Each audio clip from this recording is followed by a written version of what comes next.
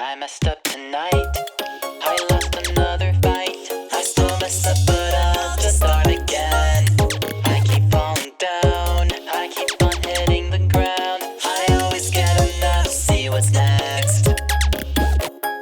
Birds don't just fly, they fall down and get up.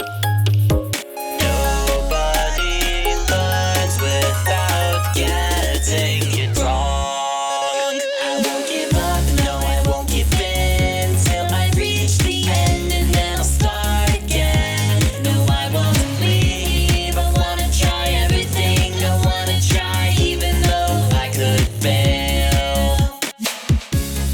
Hello, everybody, and welcome back to Zootopia Minute, the minute-by-minute podcast where we review and analyze everybody's favorite hit film of 2016, Zootopia. I am your host, Simul, joined as always by my co-host... Choco, fresh back from Ponyville Ciderfest. Yes, that's right. And today we are also joined by a special guest. Hey guys, ACRacebest back in the house. Hey, how you been? Very good. I was hanging with Choco at Ciderfest. Yeah, we were both community guests at Ciderfest, and that's actually where you celebrate your birthday. So right here, we want to say happy birthday to you. Hey, thank you. Awesome. Well, yeah, thank you so much for coming on the show. It'll be exciting to have you on. We've had you on previously for some of our live episodes, obviously, so it'll be a little different this time, but interesting for sure. This will be your first time having you on the show as a not live, and it's actually, I think you are our most frequent guest so far. So yeah, definitely. we just want to say you are an honorary co-host on this show before any other Zootopia podcast tried to snipe you up. Well, again, I am honored, and it is a privilege to be part of the Zootopia Minute, so thank you guys for having me. Yeah, thanks so much for coming. All right, well, everybody, we've got an exciting minute to get to. This episode is going to cover minute 73 of the film Zootopia. So for those of you following along at home, that is going to be from timestamp 1:13:00 to 1:13:59. And this minute picks up, as always, right where the last one left off, with Nick's line, "Yeah, don't think I noticed that little item the first time we met," referring to the fox repellent that Judy was carrying around. He then proceeds to ask Judy a series of questions. Are you afraid of me? Do you think I might go nuts? Do you think I might go savage? Do you think I might try to eat you? Judy then responds by sort of unholstering her fox spray, which Nick is very clearly quite offended by, to which he responds, "I knew it, just when I thought somebody actually believed in me." And he then storms off, tearing off his junior police officer sticker, symbolizing the friendship which has just been torn asunder here. Judy then tries to go after him. "No, Nick, wait, Nick." But she's interrupted by a bunch of these reporters that are still there in the police station, immediately jumping on her with, "Officer Hops, were you just threatened by that predator?" She tries to say, "No, he's my friend." They misread it. "We can't even trust our own friends anymore." "No, that is not what I said." "Are we safe?" It continues. And then we have a scene change to ZNN, the Zootopia News Network, where we see a newscaster who appears to be a snow leopard, I think, saying, "More bad news in this city gripped by fear. A caribou is in critical condition, the victim of a mauling by a savage polar bear. This, the 27th such attack," and then the minute ends. So, quite a dramatic bit of events happening here, kind of continuing from the previous minute where, remember, Judy has just given this press conference, but she maybe doesn't realize that the tone of what she's saying kind of sounds like she's making a massive generalization about all predators, to which Nick obviously is not responding very well. So it's, again, kind of a turning point in their relationship here where, you know, they've managed to work together thus far, or like slowly get to a point where they can work together, and it seemed to be going so well with Nick applying to work with Judy as a partner in the police force. And now we can see Nick suddenly has lost all interest in this due to Judy's lack of foresight, I guess. So, any initial thoughts to start us off from either of you? Oh, man. You know, as a Wild Hops shipper, this scene was really nerve-wracking. Yeah. I was like, oh, no. Yeah, I mean, it's a very big turn in the movie. Yeah, and emotionally, it's, you know, up to this point, things were going on a right track, and then yeah, I mean, it takes this really sharp turn Very topical turn, I guess you could say, in regards to, just general media and reading things, understanding differences in your, fellow person. And oh man, like I said, this is one of those scenes where you're just like, oh no. Yeah, that's what I think. I've definitely been feeling that, rewatching these minutes over and over again, this specific scene. These preceding minutes all kind of have that heartbreaking feeling where it's like, oh, you don't want this to happen, but you know it's going to happen because it's a Disney movie. It's always happens. Right. They always kind of follow that framework. We knew there had to be some sort of fallout immediately, I think. It's kind of true to the formula. But it's still hard-hitting, even when you have something that has been done in a lot of movies. Like, I think this movie particularly, just the characters are so relatable, it's so topical that it really does hit home, really close to home emotionally. So, yeah, it's tough. It's rough seeing our buddies get kind of split up this way, I guess. Mm-hmm. Yeah. One of the big things also, like, that I've always come to appreciate of this movie is that they don't just rely on dialogue or, something went wrong. Oh, yeah. There's a huge shift in the lighting in this scene. And you would have seen this in the previous minute as well, where it just feels like you're in a completely different location than where they were when they were having their talk about the press conference, and it just makes you feel almost uncomfortable. Now, so we touched on in the last minute a bit about Nick noticing the fox repellent, and we kind of continue seeing that conversation here where he says, "Don't think I didn't notice that little item the first time we met." So the entire time he was with Judy, he's known that she's had that fox repellent, even including those moments where he kind of poured his heart out to her, and he still didn't bring it up. I think in the back of his mind, we're friends now. Hopefully bygones are bygones, but now that they're in that little tussle now, it's something that he brings back up to remind her, hey, you were suspicious of me when we started, and I'm just going to remind you of that. Yeah, that's another big thing. Like, it makes you wonder if at any moment Judy just forgot she had that repellent, because clearly, her opinion of Nick changes before this point. And there's definitely obvious trust. I mean, she's talking about having him as her partner, and for her to still be carrying the fox repellent at this point, it's like, oh yeah, probably shouldn't have still had that on me. So it makes you just kind of wonder, like, why, Judy? Why did you still have this fox repellent? Was it just a matter of forgetting you had it in the first place? Probably. She obviously probably changed clothing since then, because when they went through the waterfall, they got wet. So, I mean, they probably had to have changed at least in some point. So she had to have been consciously putting it back on, is what you're saying. Or maybe she just forgot it was not a part of the belt, and she's like, oh, I just had some mace here.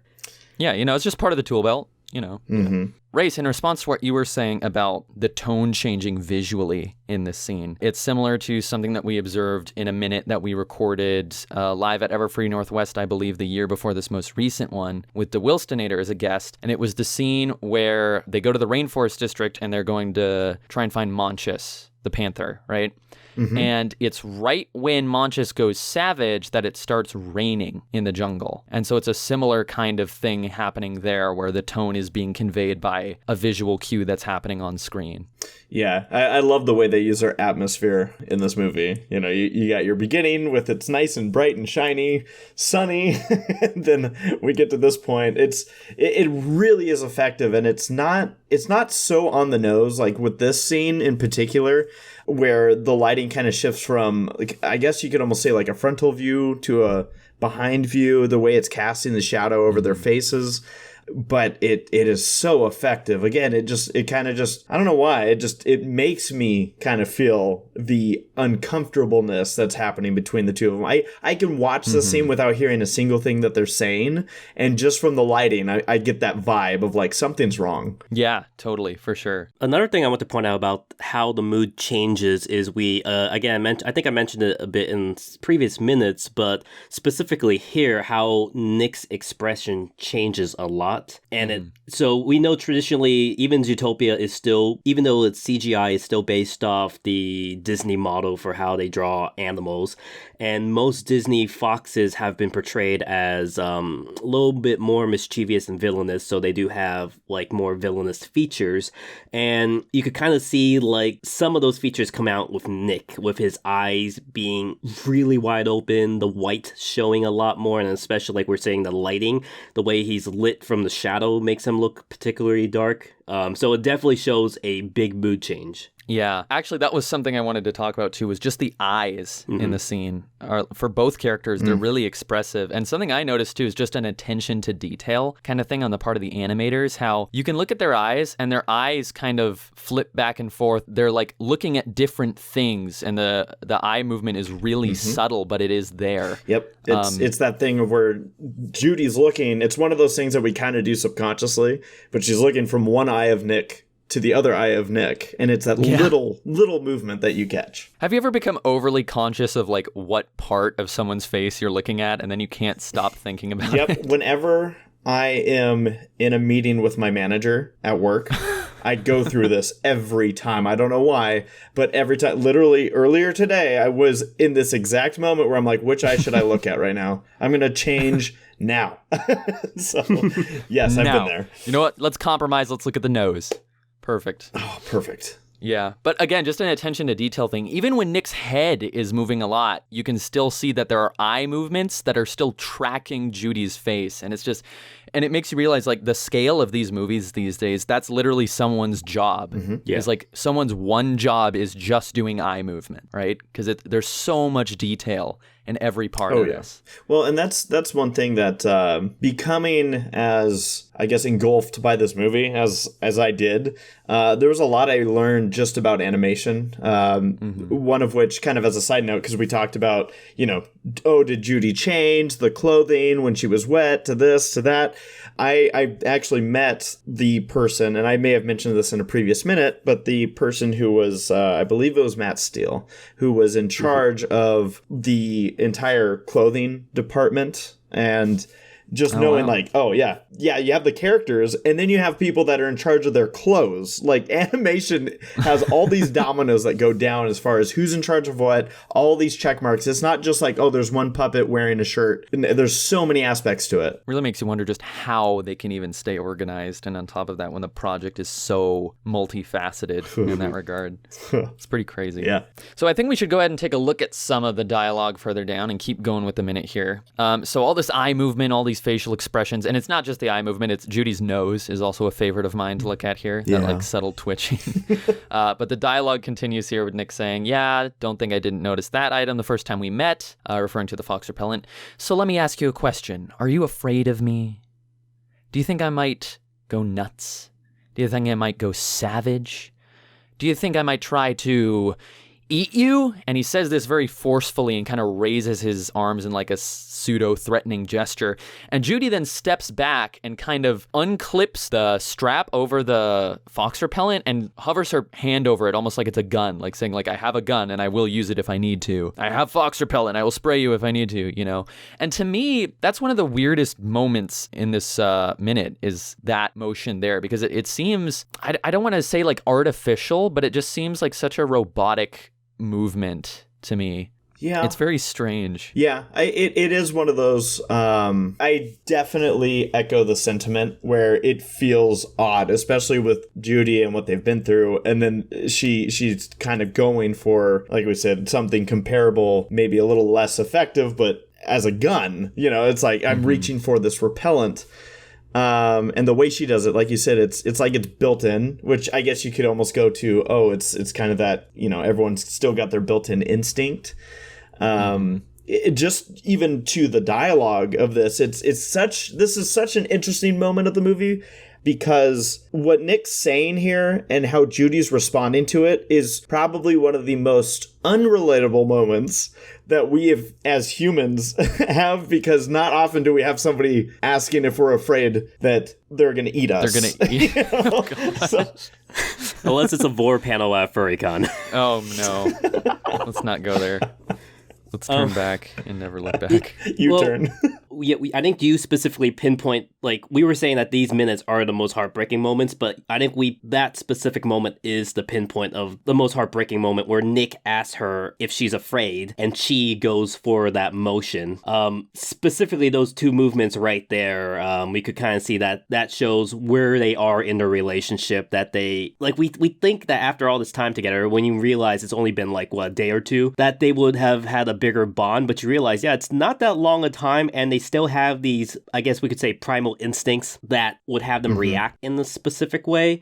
Specifically for Judy, since I went to military academy myself, and there are specific motions that you do to try to train to react in certain ways. I'm wondering if that's also part of her training, but I realize she hasn't been on the force for that long, so for her to quickly go for it is a bit odd, but not surprising as well. I mean, I suppose it's the cop-ish thing to do. Yes. Right? You know, like, I've seen a lot of police videos, and very often it's like, if you don't know what someone you're talking to has in their hand, you have a reason to be kind of on guard. Just as an example, like if someone's got their hands in their pockets, that's why cops are always like, nope, keep your hands where I can see them.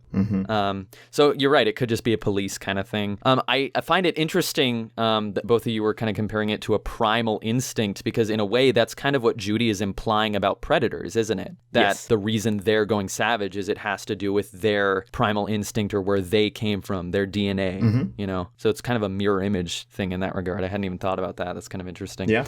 Well, Nick does respond very poorly to Judy immediately going for the fox repellent there. He says, I knew it. Just when I thought somebody actually believed in me, huh? Then he hands Judy back the unfinished application and says, probably best if you don't have a predator as a partner. So now I want to take a look at this application, because there's a bit of writing here. So I have the application pulled up, and some people on the movie Reddit actually have the application full screen, and you can actually kind of make out words on the back of the application, but it's the stuff on the front that's the interesting part. So we know his full name is Nicholas Wilde. His middle name is P. I think his whole middle name is P. Well, I think the director joked that it's so it's, I don't know how to pronounce it. It's like, so Piberius or Predator. Piberius, yeah. Because it's a play on James Tiberius Kirk, so you have Piberius.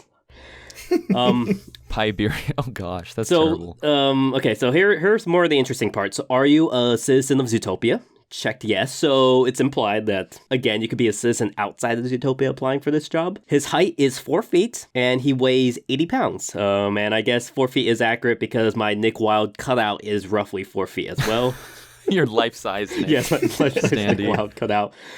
He's applying for, well, he lists a species as fox, which I guess makes sense. You'll have to write that in since there's so many species. Won't have enough check marks for that. Now, that's kind of interesting that type and species are separate questions. You have type, check, prey, or predator, and then species. Like, you'd think they could accomplish that with one question almost. Or it'd be a 4A, 4B type of thing.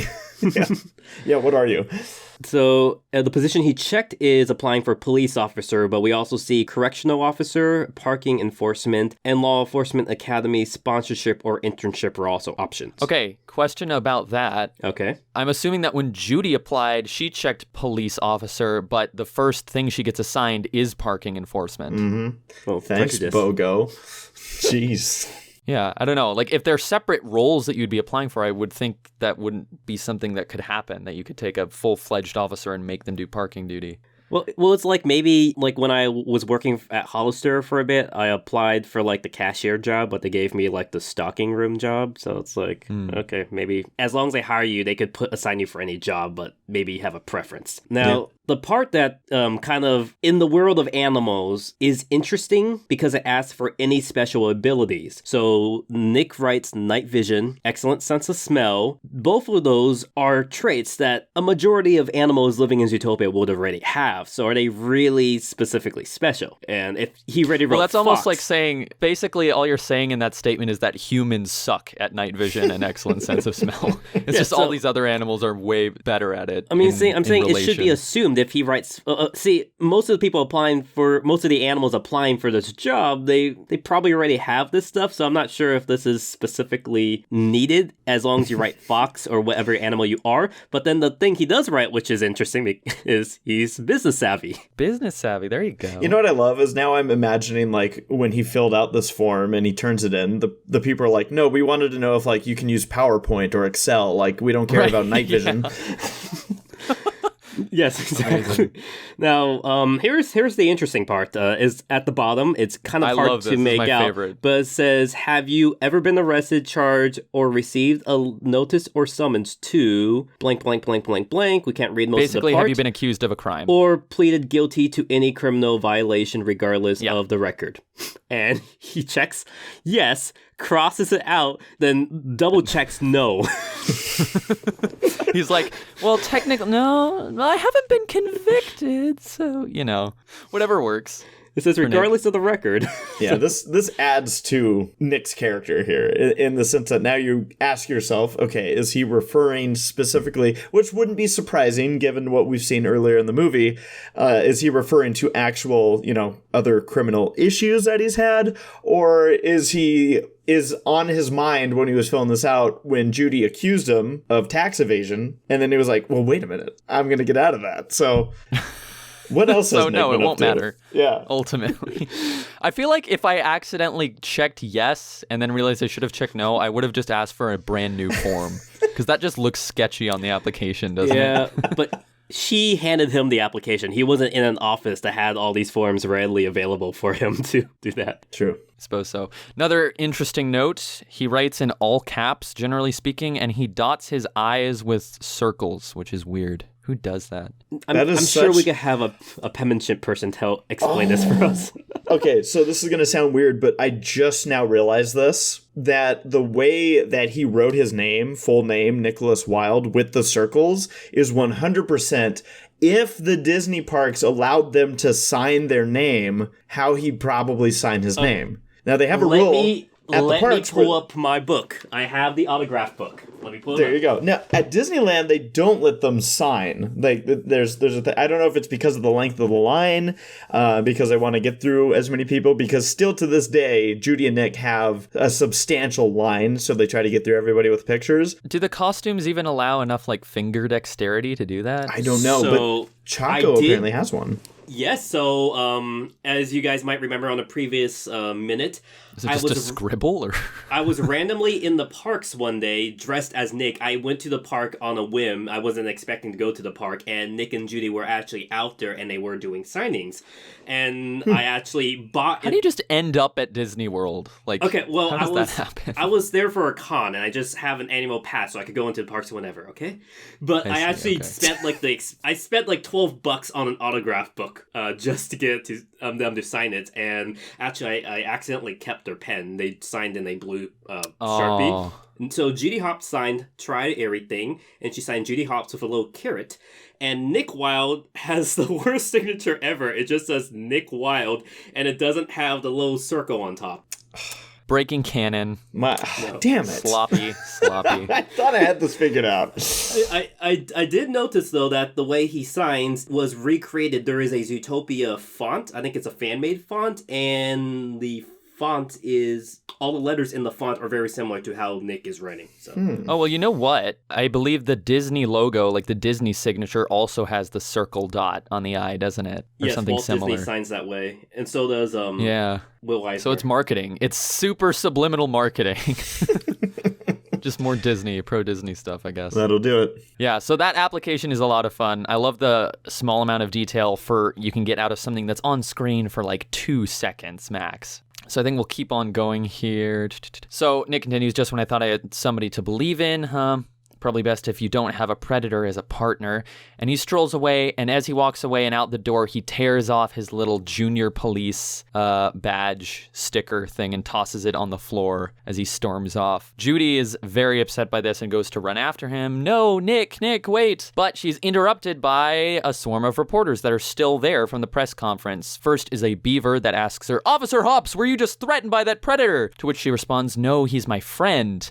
Then a rabbit, interesting, because Judy's also a rabbit, says, "We can't even trust our own friends?" Judy says, "No, that is not what I said. Please." It all continues along. "Are we safe? Have any other foxes gone savage?" And that part of the scene closes with just microphones being shoved into her face and a bunch of camera flashes, questions all around, and Judy just being sort of mobbed there before the scene transition. So sort of a very sad way to end that conversation with Nick, for sure. I do think this part points out something that we've been talking about in some previous minutes about how complicit the media is with any ill results of this kind of reporting, right? They're kind of leading into some of these assumptions, right? Yeah, they're digging for a story. They're kind of not self-inserting a situation, but they're like you said, they're polling for a problem. They're like, okay, we know that this just happened, but is there more to the story? Did we just witness this firsthand? And it is very much like grating as far as like, oh, seriously. And there are reporters, that kind of have this style of way of polling A information. for accuracy, honestly. Yeah. Like, these days, you see more of that than you see real news, I think. Mm-hmm. So, yeah, this was a good way to kind of show it. And plus, this also gave, I guess, kind of an excuse or reasoning behind how Nick and Judy weren't able to resolve things right away because Nick was gone. And this is how he, I guess you could say, got away from Judy, is because she got held up by these reporters. So... yeah. And I think I'd have to look back, but I know that you guys have it up. I think most of those reporters at that point are prey animals, if I'm correct. Yeah, I think so. Choco, I think you pointed out one or two that were predators in the previous minute? So in the previous minute, when most of the reporters realize, wait, it's the predators who are doing this, not the prey, the few predator reporters in the crowd all of a sudden turned and gave like nervous looks, while the prey reporters started acting a little bit more fanatic. And then at the end, when you see them crowding Judy, it's specifically the prey reporters. And I'm guessing that most of the predator reporters probably slinked off because they didn't want to be involved with this. Yeah, you could see their discomfort in that minute. Oh, I guess that is interesting if you kind of see that as a sudden absence. Like, as this is going down. Yeah. Interesting. I didn't even really think about that. Yeah. I mean, it's a sad state for the media to be kind of fueling that. And you can see Judy's frustration with it, like, right off the bat, But this actually, again, highlights something that I brought up in the previous minute. This bit of dialogue specifically. Officer Hops, were you just threatened by that predator? No, he's my friend. And something that I had brought up in the previous minute was that kind of the core issue of Judy's mistake here is projecting an image onto a generalized group of people or group of animals or whatever, despite firsthand one-on-one experience with a member of that group. And I was likening this to something that happens a lot, I think, maybe in different friend groups and such, where you might have a disagreement generally with people about religion or about politics or something. And oftentimes I think people are very quick to make big sweeping statements about quote unquote the other side. But then you might have friends that identify as being part of that side or whatever, and you're like, oh, no, you're different, right? And to me, that screams like, if they're your friend and you think they're different, maybe you shouldn't assume that they're an exception, right? Yeah. Maybe you should rethink your generalizations to begin with. And I think that kind of speaks more to like Judy's initial mistake that kind of brought this whole issue on. Yeah. Well, and I'm sure you guys had a whole bunch of fun with there's a them now, that line. Yes. That was the title of the last minute. That line was like really encapsulated the whole thing, I think. But yeah, it really does cut deep. And like you said, like this whole deal, I'm sure a lot of people would have preferred that Judy said, when they referred to the predator, instead of saying, no, he's my friend, everyone expected her to say, no, he's my lover, obviously. Good point. See, this is why it's good to have you here, because we probably wouldn't normally I got the insight, guys. Quite as much. I know. No kidding. That's good. See, this is good. We're getting all the details here. Yeah. Well, that scene then ends. The minute's not quite over yet. We have a little bit of the next scene, which is a transition to ZNN, Zootopia News Network. So we're looking at a TV news broadcast, and there is a newscaster who I believe is a snow leopard. That's what it looks like to me. And according to this transcript I'm looking at, her name is Fabienne Growley. That's interesting. And she says, in a nice British accent, more bad news in this city gripped by fear. And we see an image of a caribou being carried away on a gurney into an ambulance, while there's a bunch of police officers that are struggling to restrain a polar bear wearing a muzzle. She then continues, a caribou is in critical condition, the victim of a mauling by a savage polar bear. This, the 27th such attack. And that's where our minute ends. So we end mid-sentence in this newscast of seeing what appears to be the first hints at the aftermath, the consequences of what Judy has said, and that it's gotten out to the media and been broadcast everywhere. Yeah. I mean, this news bit is also pretty telling as far as how much this movie wanted to tell you, like, as far as, like, the extent of the violence. Like, it's not like, oh, they got in a fight, or, oh, yeah, attacked. It was that this caribou, or whoever's being, like you said, gurneyed off, was mauled. Yeah, in critical condition. Like, that's a big deal. Like, that's not just oh, crud, I got bit a little bit. Like, that's huge. So yeah, I mean, this movie did not pull punches on that front, and I appreciated that. Well, they didn't show him losing a limb or blood everywhere. I'm just saying that. Well, it's still a family movie. Okay, it's implied violence. Right? Choco's like, okay, where's my blood? Where's the... No, why isn't there blood all over the polar bear fur? This was probably PG, right? It was. Yes. Is that how it was rated? Yeah, makes sense. Another interesting note, this newscaster actually uses the word savage, right? The victim of a mauling by a savage polar bear. And that language comes directly from what Judy was saying at the news conference. And I think we'll begin to see, as the movie continues, more of the consequences of that kind of polarizing speech. Yeah, you know, the word savage in this polarizing movie, polar bear, because it almost seems like, oh, is that like borderline slur status? But the way that they use the term savage, I feel like it's kind of, I'm trying to think of a good comparison to... It's almost as bad as OK Boomer, right? There we go, we have it. Well, it seems to be like a... What's a condition? Yeah, like calling someone senile, where some people could be like, wow, that's really offensive that you'd say I'm senile, but it's like, yeah, but you are. No, you know, like if somebody is actually by definition senile.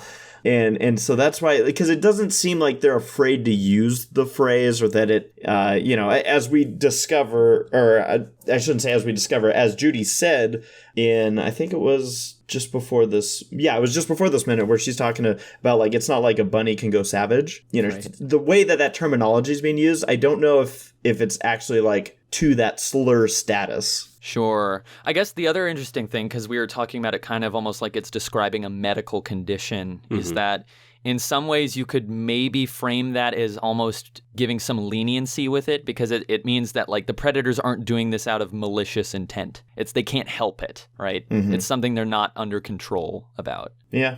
Yeah. But again, there's probably better words that could be used instead.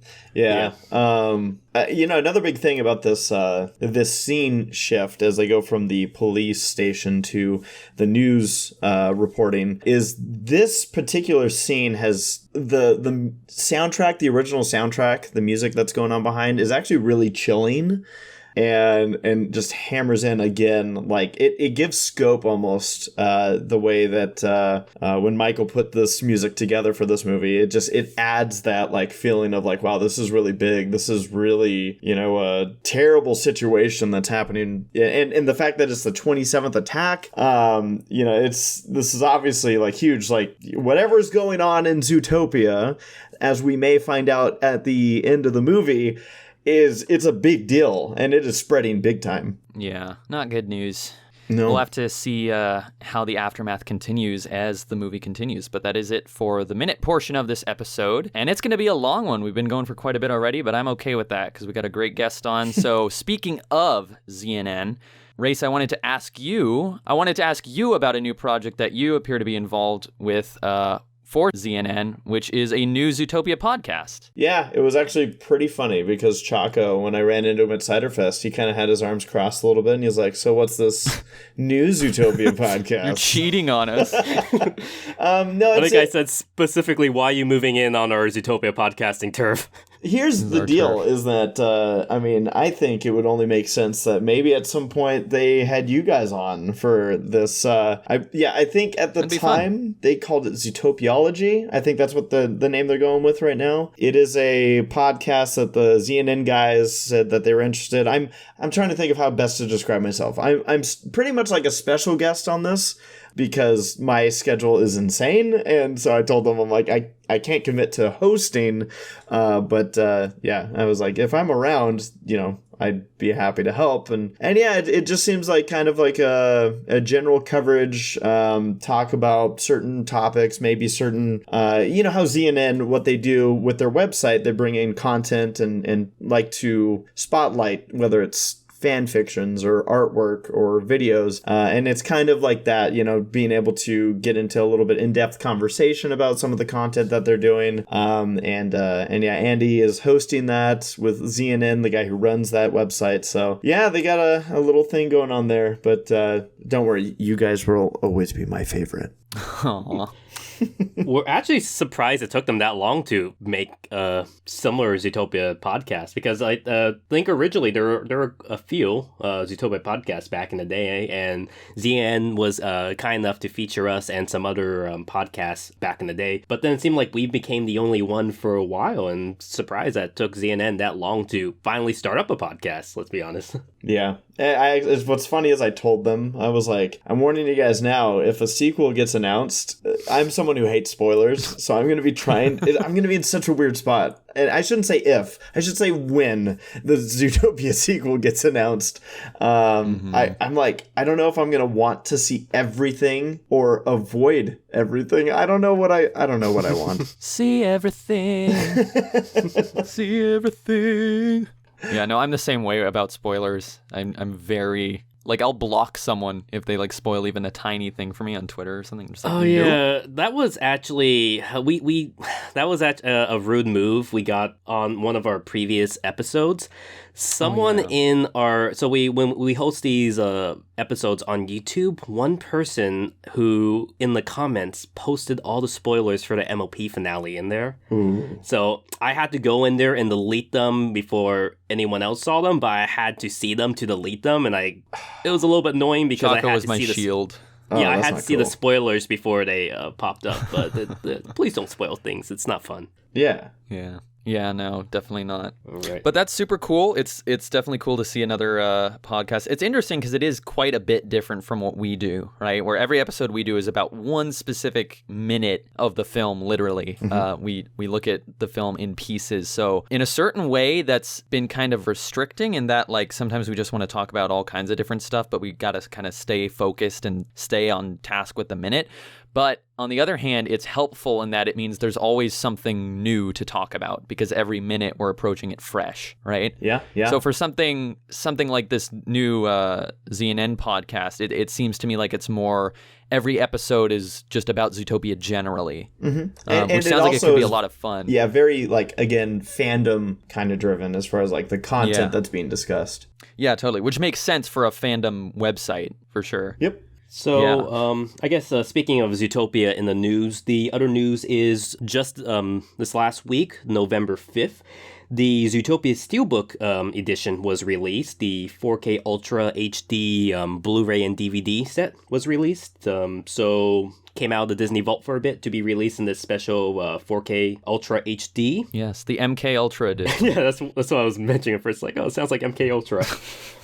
So if you guys want to get it before they put it back in the Disney Vault, probably a good time to get it now. Obviously, Zootopia will be on Disney Plus, and at the moment, there is no other updates about Zootopia Land in either Shanghai or the Hong Kong parks. But that's it for Zootopia at the moment. Nice. Yes, but there will be more to come. So moving on to some other topics in just the last few minutes that we have. Our last episode, we recorded that just before the series finale of My Little Pony Friendship is Magic, which many of our listeners may know that Choco and I met through that fandom. We both come from that fandom. And Race, you, of course, are also a figure in the MLP fandom. So now that has happened and the show has ended, we haven't really had a chance yet to discuss kind of our feelings on that and kind of the impact of it. So, because it happened right after that last one was recorded. It's pretty crazy to think about, but, just that being such a huge thing that brought so many people together, including Choco and I, what eventually led to this podcast. And there's a lot of our listeners that aren't into it, but, I feel like it's important to mention just as sort of a, callback to the roots kind of deal.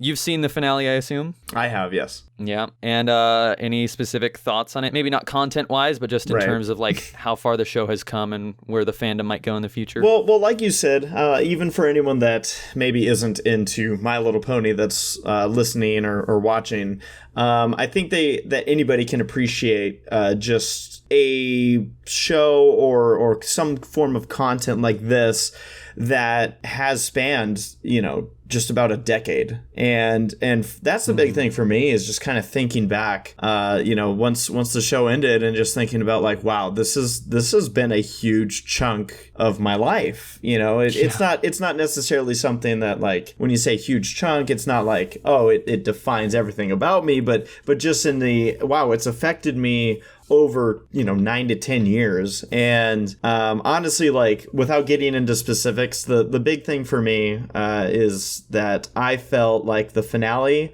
for this show was everything that I wanted it to be, everything I would hope it would be. And I was very pleased with what we got to wrap up, these 9 seasons of My Little Pony. Yeah, here. Yeah. It's definitely been like a long, crazy, wild ride. Yeah. It actually is interesting because I was listening to a bit of the podcast you were doing with the ZNN folks, and it seems like you guys also were talking about My Little Pony in a podcast that should be about Zootopia.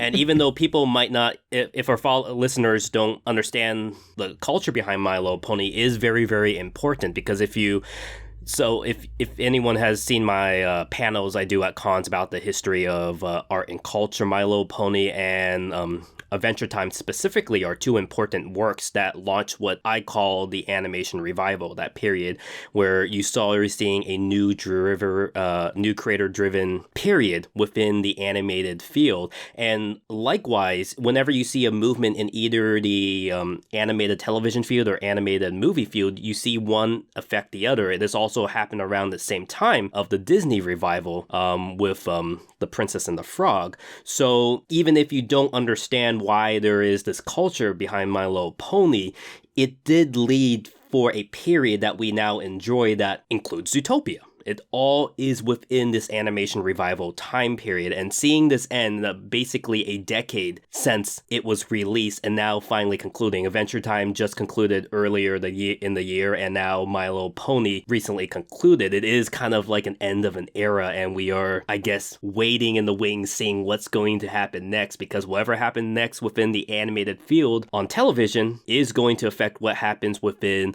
the cinematic animations that we're going to see. Yeah. No, I mean, you mentioned it. It seems like right around this period is where a lot of entertainment companies started saying, you know what, let's take this cartoon stuff seriously again. It seemed like there was kind of a lull in predominantly good cartoons, whether it was movies or TV shows, and man, it just was a wave over these last couple years, and I know that MLP was kind of one of those shows that was on the onset of it that grabbed a lot of people's attention. And yeah, I mean, again, like, you talk about the scope of it, like, for somebody that's never seen the show, they can appreciate just the community side of it, regardless of what anyone's opinion is of Bronies or what they do or don't know. A lot of us met lifelong friends through this show. Some people have met their significant others through this show. And, it's just that scale and scope that this show has been able to touch a lot of people, whether it was short term for some people who got into it for a couple episodes and maybe never went to a convention, to some of us like Choco, who does vending. Simul, you're obviously very involved with these conventions, right? I just went to my 43rd convention myself, and it's like just seeing those numbers. It's like wow, okay. So yeah, it's been such a cool ride, and I've met so many good people, just through the fandom alone, but also show staff that I've been had the privilege to meet. It's been so cool just to see the positive impact that all this can have, and really got the juices flowing for people. You talk about Equestria Daily on the Brony side. Well, ZNN that we were just discussing was basically a product of that. The Andy who runs that site said, hey, I want to do this for Zootopia, and the inspiration was there, and got some help and whatnot, and now we have ZNN. So yeah, I mean, it really does stretch out, and it's been a really cool run, and I've loved being a part of it.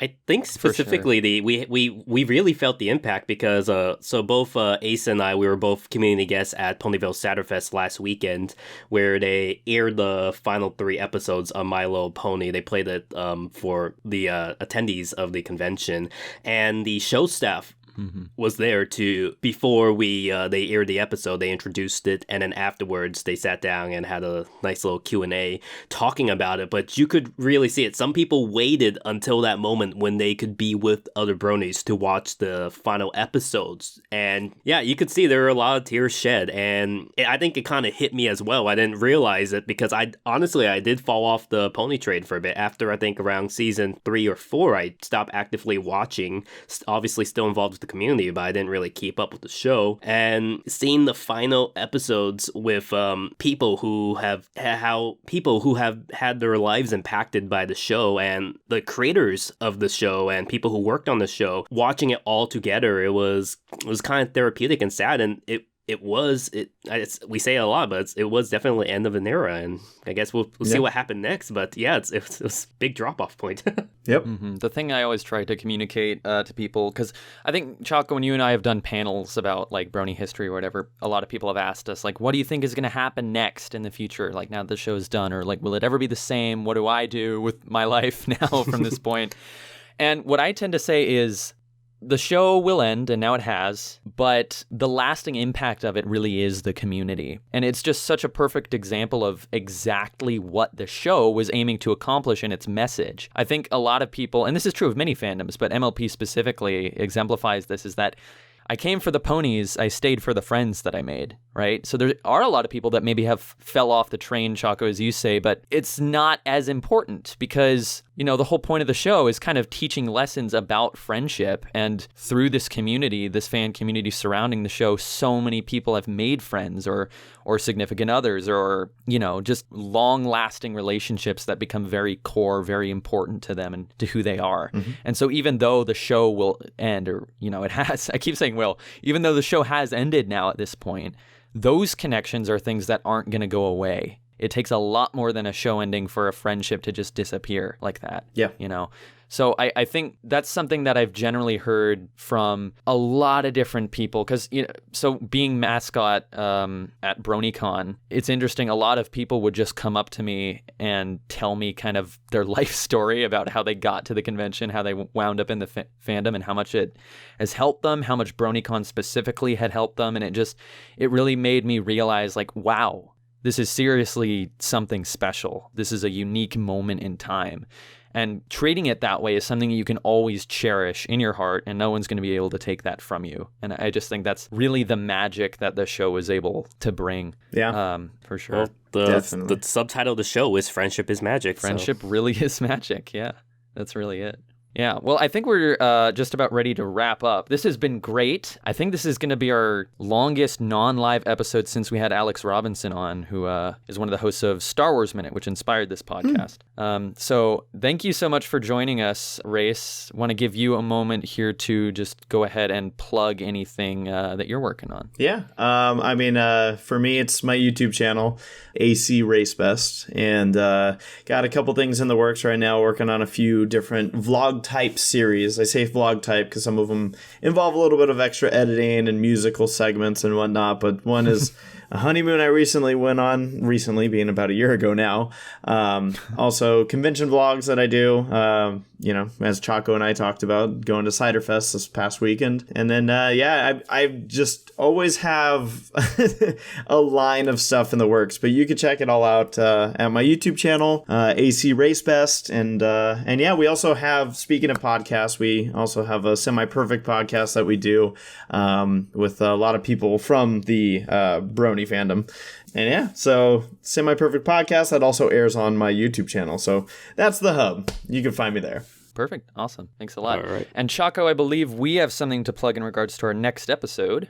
Yes. So our next episode is a milestone one because it will be our first live episode at a furry convention. Simul has famously never been to a furry convention. He doesn't consider himself a furry, but the next furry convention is Anthro Northwest, which takes place in Simul's hometown of Seattle, Washington. So there's now no excuse for Simul to miss out on a furry convention. And the con chair was very kind to reschedule our panel so it'll take place before their showing of Zootopia. So they are showing the Zootopia movie, and he was kind enough to move our panel right before, so it will be in the same room. So if you want to join Simul and I to talk about next minute 74 of Zootopia and then watch the movie with us, you can check out Anthro Northwest, which will be held at the Hyatt Regency in Seattle. Our panel will take place November 22nd on Friday at 7:30 p.m. to 8:30 p.m. And then from 8:30 p.m. onward, we will be watching the Zootopia movie. It'll take place in panel room 605. So make sure to check that out. Yay. Awesome. Yeah. All right. Well, I think that's going to do it for this minute. ACRacebest, thank you so much again for joining us for this episode. It's been an absolute pleasure. Hey, thanks for having me, guys. Yeah, anytime. All right, guys, that's going to do it for this episode of Zootopia Minute. If you did enjoy the podcast, please be sure to subscribe to our YouTube channel. You can also follow us on Twitter at Zootopia Minute, like us on Facebook. And if you have any comments, anything you'd like to tell us at all about the show, what you liked, what you didn't like, anything you want to tell us whatsoever, you can send those thoughts to zootopiaminute@gmail.com. And with that, we will bid you all adieu until the next episode. See you all at Anthro Northwest. Bye, everybody. I bid you adieu. Bye. Bye.